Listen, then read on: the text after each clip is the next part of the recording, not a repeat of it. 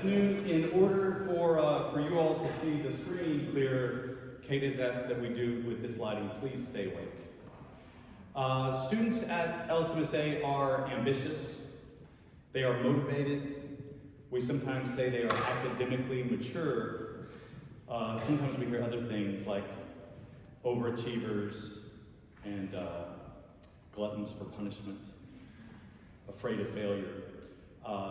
And what I mean by that is it is not unusual to see excellence in the classroom. But a distinction project goes beyond the classroom. A distinction project does not have deadlines, it does not have an assignment, there is no grade that accompanies it. So it is not unusual for students to not choose to do a distinction project. Students at LSMSA are also teenagers. So they have things like prom, and they have managing the residence hall, and so it is difficult to also presume that they can manage the level of research that it takes to pull off a distinction project. So when I tell you that the students you see this week during Blue Gold Week are commendable, I truly mean they are commendable. So you should think about that in your time with them. My name is Randy Key. I teach math here at LSMSA. I had the great pleasure to work with Kate Long over the last year and a little plus on her distinction project. Please take this moment to silence your cell phones if you haven't already. The presentation that Kate will have will last about half an hour, and then there'll be plenty of time for questions. So if you do have questions, please hold those until the end. I met Kate when she was a sophomore. That was one of the COVID years. And she was one of those adjectives that I gave you earlier. She was ambitious, she was an overachiever. But it was last year, was it last year or the year before, her junior year, in multivariable calculus that she took on a new adjective, for me at least, which was inquisitive. She stayed after class to ask why, which is a math instructor's dream question. Okay, please ask us why. That's what we want to tell you. So when she asked me to direct her distinction project, I was like, oh yes. And when she told me that she wanted to do it on fractional calculus, I was like, what's fractional calculus? So I didn't know much about this subject. So not only did Kate have the tremendous challenges of independent research on and off campus, she also had the added challenge of teaching me along the way. So it is my pleasure to introduce to you Kate Long, who is a great academic student, but for me, she's also my teacher. Kate Long.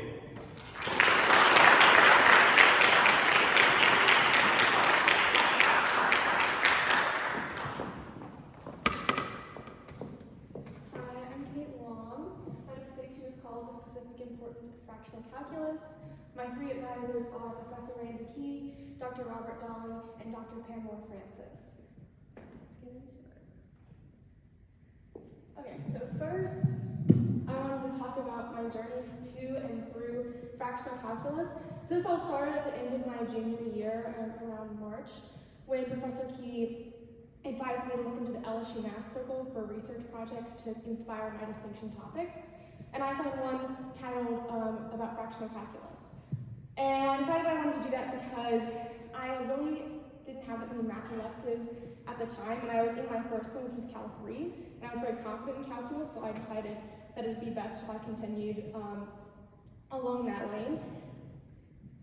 Anyway, so to prepare for that project, which was going to be about 3 weeks in July, I bought 2 textbooks and I worked my way through them up until that 3-week sort of math research intensive, which was kind of like a crash course in all things fractional calculus and factorization of differential equations.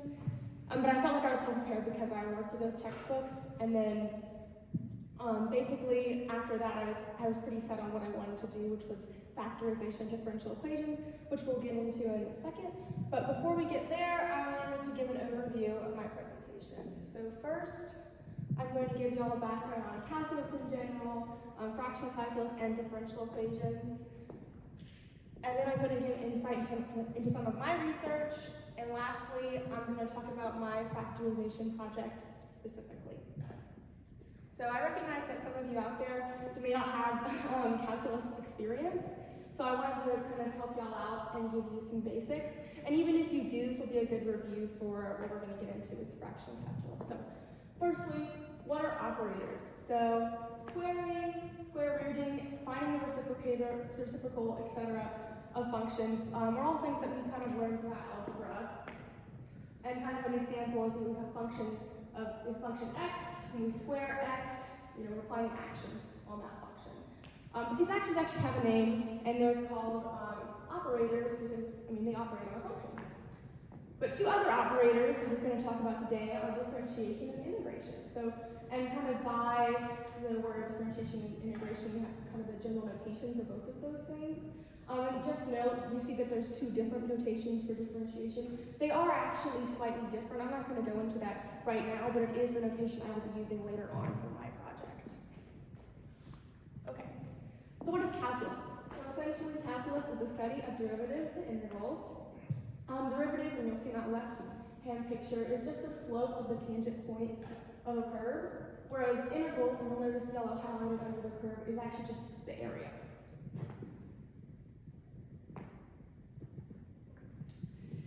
So let's go over some common derivatives, and these are all rules that I used to solve the differential equations that I worked through. So first we're going to talk about the power rule, which basically states that the derivative of any polynomial x to the n, and please note that n can be any number, 1, 2, 1 half, etc., is actually just going to equal, you subtract 1 in the exponent and then multiply by the original exponent. So for an example, we have the derivative of x squared, and if any of y'all have some calculus, you can speak up now for what you think the answer might be. Yes. Okay. And then second derivative, so fractional calculus is going to work with the orders of derivatives, so that's why I'm introducing it to you here. So what is a second derivative of a polynomial? Well, a second derivative is actually just applying a derivative twice. So you'll see here you have the second derivative of x to the n again, which is actually just the derivative of the derivative of x to the n. So another example is the second derivative of x squared is really just the first derivative of 2x. If any of y'all, again, can speak up now. Yep. Okay. So now we'll talk about the derivative of an exponential. So this one's extremely simple. So when we have just the first derivative of exponential, if the variable in the exponent is multiplied by a constant, you're just going to pull out that constant and multiply the exponential by that. So an example we have here is the derivative of e to the 2x. Don't have any answers for that? Yes.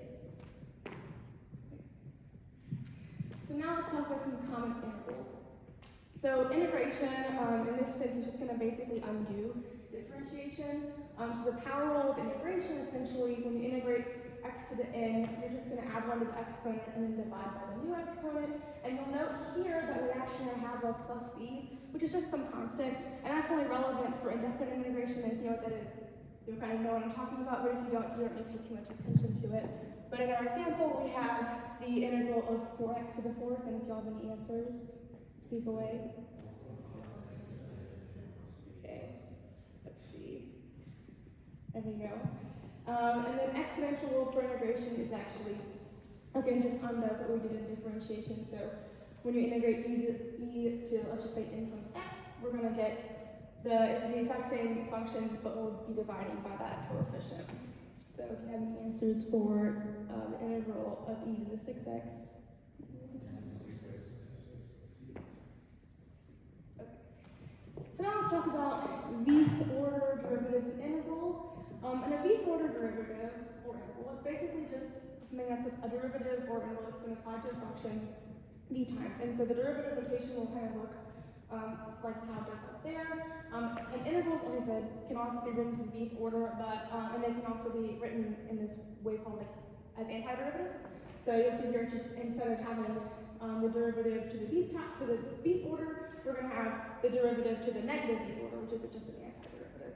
And then on the right-hand side, we're going to see what that actually would look like in integral notation. Anyway, so how does fractional calculus fit into all this? So fractional calculus works to find derivatives and integrals for orders of v that are not integers. So 1/2, a pi derivative, square root of 3 derivative. You can name a number. That's what fractional calculus looks to achieve. The fractional derivatives that I worked with were the remodelable and the Fourier derivative, and they are quite a lot to unpack, so I'm just going to talk about it briefly, but you'll notice that I just said these are derivatives, but we're seeing integrals. Yeah, surprise. Unsurprisingly, it makes the working with fractional derivatives extremely complicated. And you'll also notice, you'll see a tau kind of in the integrating part of the integral, but for one of the upper limit, you see a t. And that's going to create some interesting properties, which I'll discuss later, but that's the Riemann-Loewel. It's actually the first ever useful generalized fractional derivative created. And then I also used the Fourier derivative, which was created by kind of combining the Fourier transform and the Fourier inverse transform.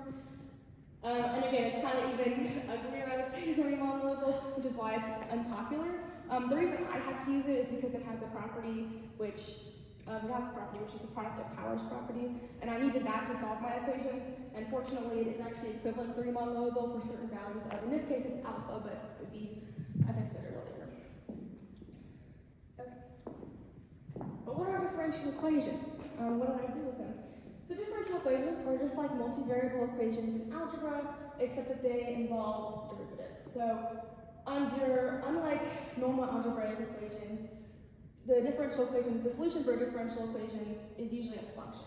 So I kind of have a simple example here where I kind of like turned a multivariable algebraic equation into a differential equation. It's kind of like a differential equation, honestly. So that's why I kind of created a single variable simple example here, which is just the first derivative of a function plus a function equals 0.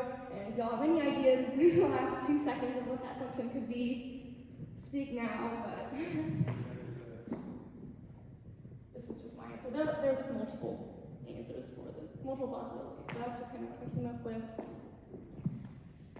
Another thing we want to talk about is matrices. So I use this in my work, even though it's not necessarily calculus related, and we'll find out in a second as to why I have to use matrices. But essentially, matrices are just a way of arranging numbers or variables in a column word format, and so you'll see kind of below that first word box, we have 3 matrices. Those are actually the ones that I use. They're very special matrices, they're called the polymatrices, but just to kind of give you an idea of what they look like. And they have some unique properties. So number one, multiplication is not commutative. So as it said there, one matrix times another x times y does not necessarily equal y times x. In the case of the polymatrices that I use, they're actually anti-commutative, which you can see the expression for that under that bullet point. And matrices also have a unique identity element, which is that matrix right there. And some matrices, namely the polymatrices, will actually square that. So in this case, I use the poly X matrix and squared it to show you that it does end up being the identity matrix. Okay, so let's give a brief history of fractional calculus. And it actually has a very interesting kind of origin story in that it was basically the result of a casual musing in a 1695 letter or set of letters between Leibniz and L'Hopital. Basically, Leibniz was messing around with his notation for derivatives, and L'Hopital was kind of like, what if we could have a 1/2 derivative? And in that time, they kind of imagined the 1/2 derivative of literally the square root of a derivative. And that was all. They were just like, this could be cool. I'm sure it could be useful eventually. And it took almost 100 years after that correspondence for really anything to come research-wise into fractional calculus. But for many years, it was kind of like that random page in the major study that you thought, why is that there? Oh, he's probably just bored one day. That was kind of what fractional calculus was to mathematicians. But anyway, despite the lack of recognition, some, namely Riemann, Liouville, Fourier, I think Lecoy as well, took some more time to kind of write out different definitions for generalized fractional derivatives. But the field really started taking off after the first ever international conference for solely fractional calculus in 1974. And in the same year, the publication of the first book that was solely dedicated to just fractional calculus was also published. And since then, there's been, I would say, an explosion of interest. It's still a very niche topic. Most mathematicians don't know what it is, but it's definitely much bigger than it used to be. Big enough to have its own kind of set of controversies, which we can discuss here. So basically, You would have seen earlier that I'm using two fractional derivatives. Well, in classical calculus, there's only one way to do it. There's only one way to do an integral. So, why are there multiple fractional derivatives? Well, because as we saw, they're quite ugly. You have all these integrals, all these things. People have come along and thought, what if I need like a fractional derivative that suits this class of functions or this class of functions? And that's basically what happened. Or what if I need a fractional derivative that has this property so I can use it in this differential equation? And that's basically why there are so many. Another reason is that it's kind of a very loose set of criteria for what makes a fractional derivative, and while they thought it was strict in the mid-20th century, come to find out it actually really isn't. Fractional derivatives, there's really way too many of them. I was going to cover all of my paper originally, but then I realized there's like over 50, so I just wasn't going to happen. But the question that's come up today is that criteria strict enough, and are fractional derivatives too diverse? So there's one type of fractional derivative that just doesn't have any of the properties of most of the kind of like traditional fractional derivatives, like the ones that I'm using. So there's been a question of that. But anyway, why is it important? Why do people care about it? It can be used to represent unique systems, namely kind of more dynamic systems than classical calculus possibly could. In my project over the summer with LSU Math Circle, we kind of thought maybe the fractional calculus could potentially model like electron spin up, spin down for like a higher order, to a higher order power, basically. So I don't really understand that part of it, but essentially it could better model quantum field theory and quantum mechanics than classical calculus currently does. But it also is occasionally convenient, which is basically why I used it. But more specifically about the properties. So both of the derivatives that I worked with are non-local. What does that mean? So you would have seen the integral in the definition, and you would have noticed how earlier I talked about how derivatives really focus on a tangent point, point of the line, whereas the integral is more like the area under the whole curve. And basically, that difference can be described as local and non-local, where integrals are the non-local part of that. And because the definition of these derivatives includes integrals, they are inherently non-local. And that non-locality actually gives it a quite infamous memory effect, which basically means that it depends on both time and previous values. And that was one of the reasons why it's able to model different dynamic systems. And another reason why it's so hard to graph. And lastly, and this is not something I'm going to go too deeply into, but it is very convenient for the Laplace transform's convolution property. And really that just makes it, has made it useful to mathematicians to solve certain differential equations, and is how most differential equations that involve fractional calculus are solved. So I wanted to talk to you about one of the applications of fractional calculus that I researched. This application, this paper that I read, is by Bunny, and this is his graph. I just wanted to tell you about what he did, because I think it's very interesting. So he began his paper by talking about kind of a shadow on the wall idea, where basically the fractional integral, specifically the Riemann-Liouville integral, reflects a different type of shadow than a classical integral. So what is this graph? So this is a three-dimensional graph of this function, and it's very small, so you probably can't see it, but it's just g sub t of tau. And that's kind of what that dark gray kind of middle graph is. On the right-hand graph is actually a classical integral of that function, and on the left hand is the fractional Riemann-Liouville integral. And it's not really very well illustrated in this picture, but basically what Bunny found is when you change that little value, that little t, the classical integral really didn't do anything. But the fractional integral became very dynamic and made a lot of rapid changes that he believes reflects better the movement of that function gt of tau. And he decided from that observation, he postulated that it might reflect real time better. So that's going to be a lot to unpack, so let's get through it. Basically, the time that we work with now with the clock is just basically like it's just a measurement of movement, essentially.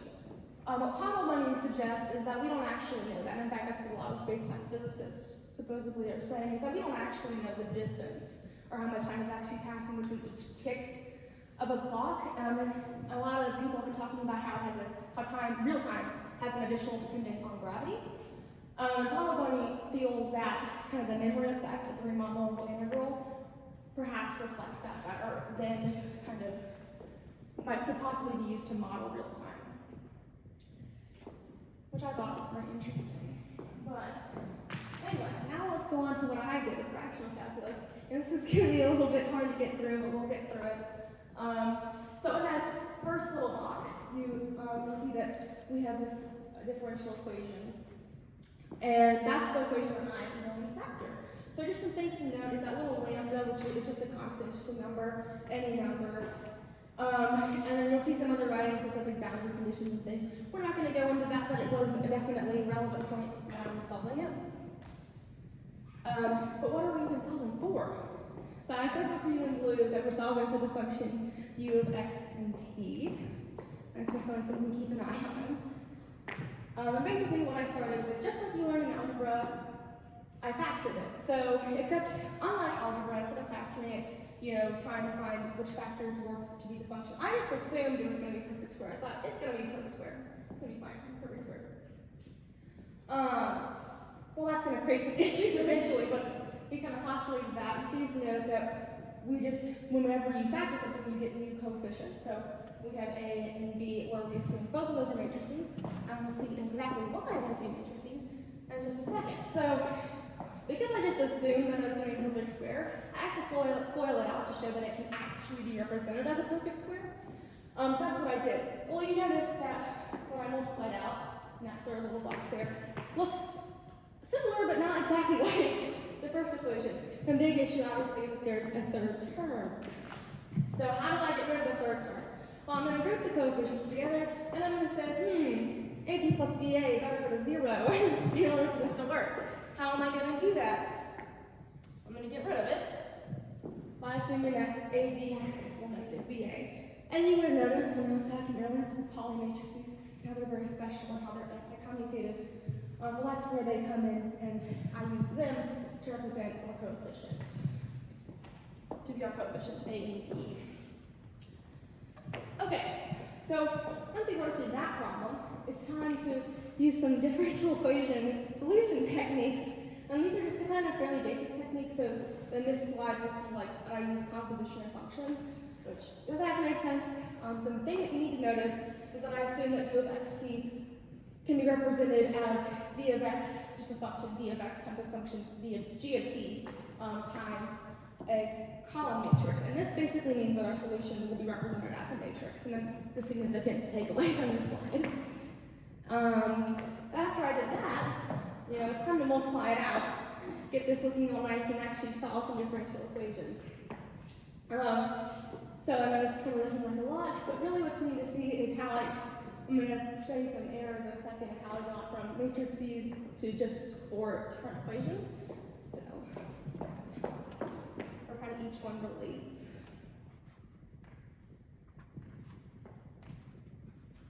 Okay.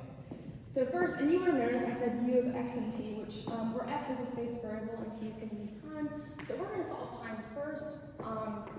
So I just pulled one of the equations. I did have to solve another one to make sure this works. So this is more complicated than what I'm showing you here. But anyway, we just start with this first equation up there, and then I'm going to kind of separate it so that the derivative's on one side and everything else is on the other. And I'm going to look at that relationship, and I'm going to have a real long, hard thought. And I'm going to look into my toolbox, and I'm going to think, what could work here? What could work here? Well, from reading a textbook over the summer, I learned what my most favorite function, which is the Mittag-Leffler function. I love this function so much. The whole chapter was great. And this is kind of the one that I used.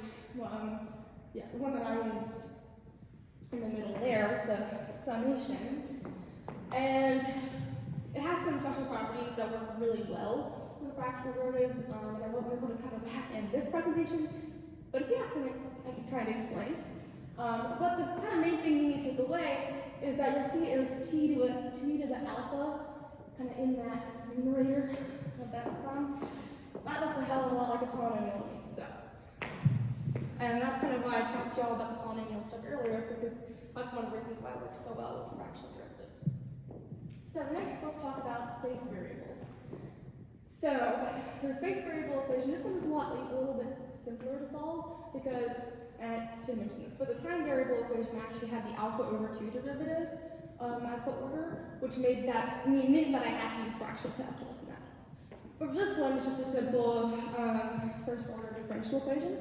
So once I kind of got everything else, got the derivative to one side, I just thought about what the derivative of an exponential is and kind of created my own exponential function to work with this. So you'll notice I actually have like a few extra constants in there. The reason I have to do that is to troubleshoot some initial conditions a boundary condition and to work with, so my function would make the original equation true. Because obviously, like, even though I can make a solution that solves this equation, it eventually will be a part of a larger solution that has to solve that original equation.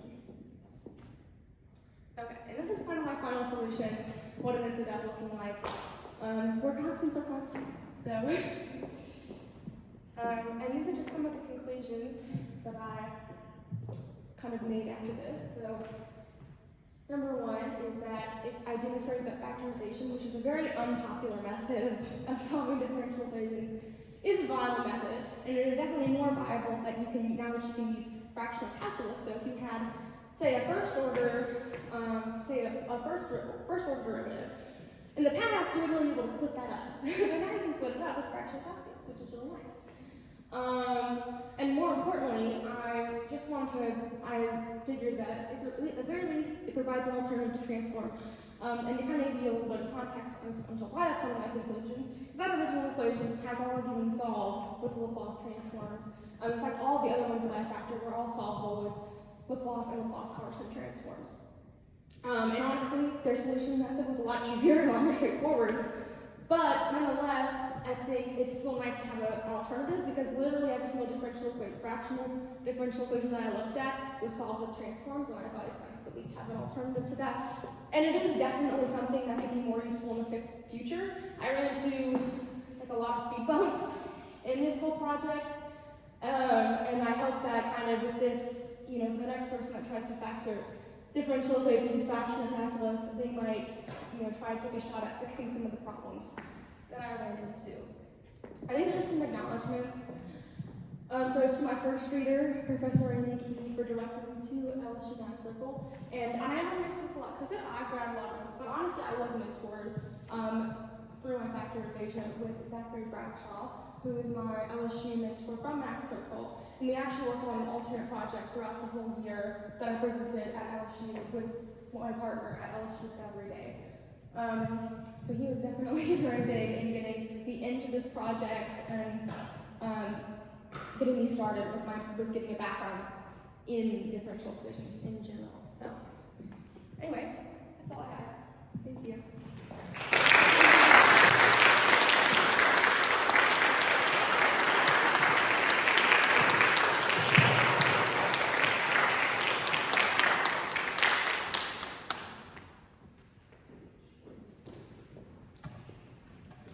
Other questions? Sophia?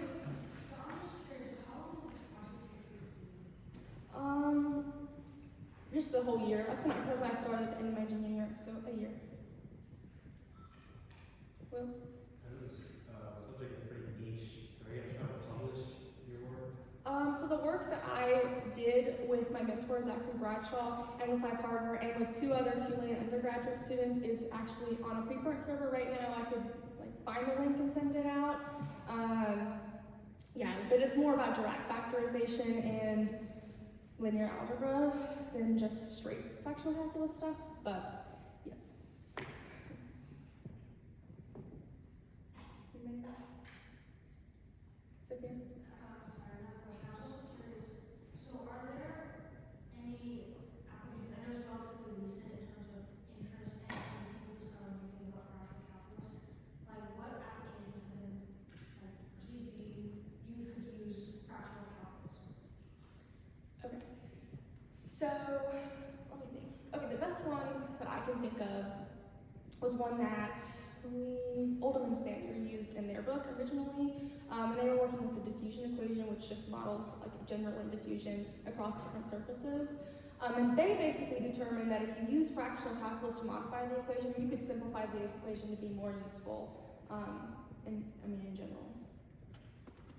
There's a few other ones, like there's one about rocks in Australia and water draining through them, and how because the rocks are different shapes and fractional calculus is more dynamic, that it's better to use in place of traditional derivatives.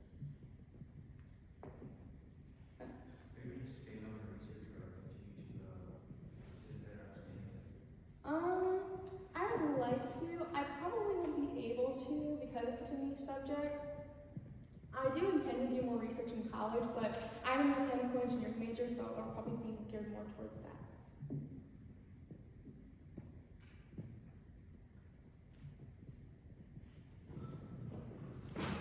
Any other questions? I'm more than happy to clarify because I know that was a lot. Were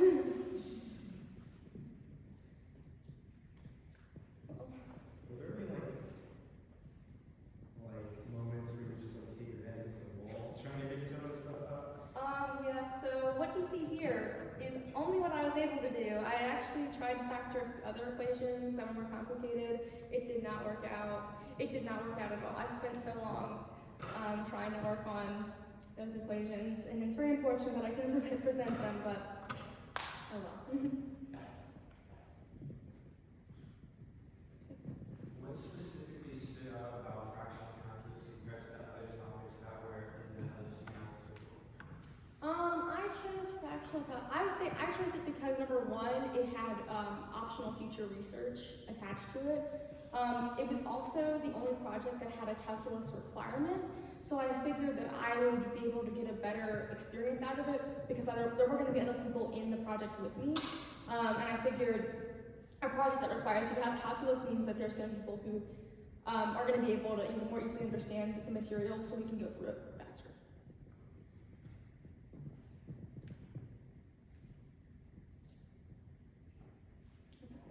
All right, if there are no more questions, thank you, Kate.